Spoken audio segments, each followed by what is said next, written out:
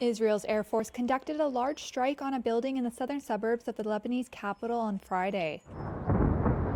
The strike could be heard across Beirut, the first heavy bombardment there since a U.S. brokered truce in November ended a war between Israel and Hezbollah.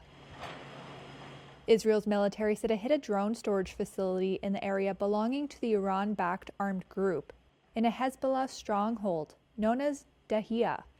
It followed an evacuation order by the Israeli military for the neighborhood and 3 smaller targeted drone strikes on the building intended as warning shots, security sources told Reuters.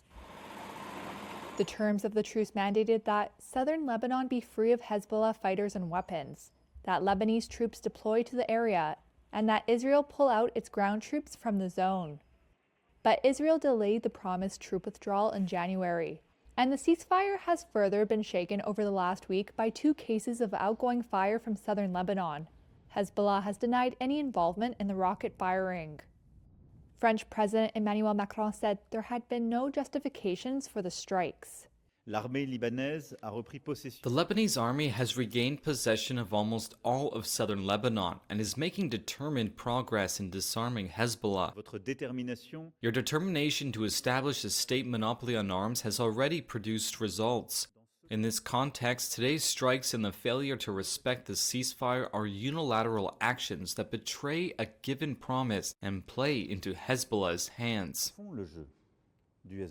Macron pledged to call his U.S. counterpart, President Donald Trump, and Israeli Prime Minister Benjamin Netanyahu to discuss the attacks. Netanyahu said on Friday Israel would continue to attack anywhere in Lebanon to counter threats and enforce the ceasefire.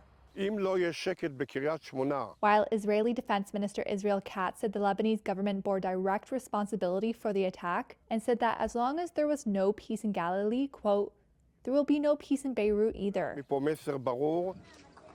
Israel is also reviewing its military campaign in Gaza after the collapse of a January ceasefire with Hamas, a resumption of major warfare that has set the wider region back on edge. The United States issued fresh sanctions aimed at Hezbollah that target 5 individuals and 3 entities on Friday.